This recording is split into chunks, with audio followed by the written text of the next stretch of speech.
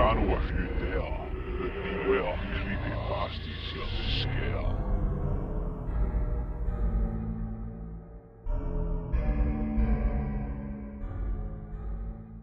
Alone in the Dark, Episode 1, There's Something in My Attic, written by H.P. Nightshade. Today was moving day. Mum and I packed up all our belongings and left our old house behind. I'm excited to start fresh in a new place, but also nervous about making new friends and fitting in at my new school. Our new house is big and old-fashioned, with creaky wooden floors and a musty smell that reminds me of my grandparents' house. Mum said it's a fixer-upper, but I think it has character. I have my own room for the first time, and I can't wait to decorate it with my posters and books. Good thing it came with acres of land, so I could go out and play with Max all day. After we finished unpacking, Mum and I took Max, our loyal dog, for a walk around our land. It went on for what seemed like miles, lined with ancient trees and streams. Our closest neighbor was miles away, and this was new to me. We've always had neighbors. Without them felt very eerie and lonely. Tomorrow is my first day at a new school. I'm nervous about making friends and being the new kid, but I'm also excited to see what the school is like. Mum promised to take me shopping for some new clothes and school supplies tonight, so hopefully that will help me feel more prepared. Overall, I'm feeling a mix of emotions about this new chapter in my life, but I'm grateful to have Mom and Max by my side, and I'm hopeful that this new beginning will bring good things, especially for Mom. She drinks all the time. The only reason we moved away was because of her ex-boyfriend, who was very abusive to me, Max, and Mom. A few weeks passed. School wasn't going well. A group of kids keep bullying me for no reason, and they say I'm a girl because my name's Jamie. Mum hasn't stopped drinking and keeps going out every night until early morning. I don't know how we can even afford this house, as she's not been working. One day Mum went out, as she often does, into the late night, leaving me alone with Max. I don't mind being alone with Max, though. He's always been my best friend, and he never judges me or makes me feel like an outsider. I was watching TV in the living room when I heard a strange noise coming from the attic. It sounded like scratching and shuffling, like something was moving around up there. At first, I ignored it and continued watching TV, as I thought it might be a squirrel or some other critter. But then it got louder, and the noises became stranger. I could hear some yelling help, and that's when it shocked me to my core. I didn't know what to do. I couldn't move with fear. I didn't want to go investigate, but I knew I had to do something. I built up the courage and grabbed a flashlight and slowly made my way up the narrow staircase that led to the attic. Max followed me up, his ears perked up and his tail flat, as he also sensed something wasn't right. As soon as we reached the top of the stairs, I felt a chill run down my spine. The attic was dark and musty, with cobwebs hanging from the rafters and old boxes and furniture piled up in the corners. I shone my flashlight around, trying to find the source of the noise. That's when I saw it, a figure huddled in the corner of the attic, with glowing green eyes and a sinister grin on its face. It looked just like me, but twisted and evil. I froze, my heart pounding in my chest. as the figure stood up and started walking towards me. Max barked and lunged at the figure, but it moved too quickly, dodging his attack and grabbing him by the scruff of his neck, launching him across the room. I panicked, grabbing a lampshade and swinging it at the figure. I hit it in the head, causing it to stumble back. I grabbed Max and took the opportunity to run back down the attic stairs, closing the attic door behind me. I got me and Max back into my bedroom and locked the door. I could hear the thing smashing at the attic door, wailing and screaming. I don't know what to do. I started to barricade my door with anything that was in my room. I had my dad's old military knives. It was the only thing I had of his as he left me at 5 years old, and it's been me and Mum ever since. I can't believe what's just happened. I just want this to be over. Max seemed to be limping, but overall was okay, which gave me some relief. I tried looking for my phone to call the police or my mum, but I soon realized I left it in the living room and my door is now fully barricaded.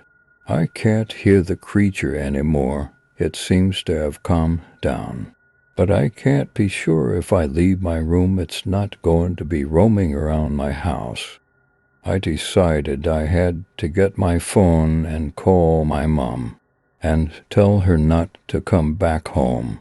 I started to get creative and used anything I could find in my room to cover me and Max's body.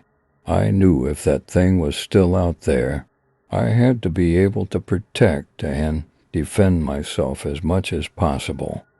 I was ready to go. I had my dad's old knife, and me and Max were fully protected. I moved everything that was covering the door, and with Max by my side I opened the door and sprinted for the living room. I heard a sudden scream and heavy footsteps stomping down the stairs.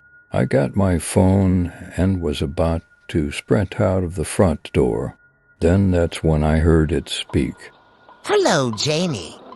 I've been waiting for you to come out of your room. Why are you so scared of me? I just want to play with you. It cautiously peered around the corner with its terrifying eyes. I warned it to back off or I will use my knife. That's when the creature attacked. It lunged at me with its razor-sharp claws, and I barely had time to react. Max jumped in front of me, barking and biting at the creature's legs, but it was too strong. It clawed Max and took a chunk out of his leg.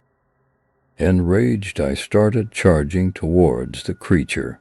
With my knife piercing it multiple times, it stumbled back screaming in pain. I took the opportunity to pick up Max and run out the front door into the woods, not looking back. I kept running until I physically couldn't anymore. For some reason, it didn't follow me. It seemed like it let me go. That's when I realized Mom was still to come home, and that creature is inside the house waiting for her. I quickly started calling her multiple times, but no answer. I began to panic and called the police, informing them of what had happened. But they didn't seem to be concerned and said they would send an officer out as soon as possible. Our house was miles from the closest police station. I don't know what that creature is or why it looks like me, but I know that it's dangerous. I knew at that moment I had to go back and stop my mom going back into that house. In complete disbelief and shock, I picked up Max and sprinted back in the direction I came from. Eventually, I reached my house. That's when my heart sank into my stomach. My mom's car was parked in the driveway. All the lights were off inside. I snuck into the house through the back door, keeping a careful eye out for any sign of the creature. I started to explore with Max by my side limping. That's when my worst nightmare happened. I found Mum in the living room, lying on the floor with her stomach ripped apart, and the creature was there, feasting on her remains. With nothing to lose and filled with rage, I charged at the creature with my knife, screaming and swinging the weapon with all my might.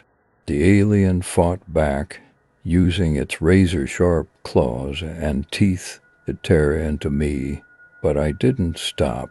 I kept swinging until I landed a perfect swing into the creature's skull. But I didn't stop there.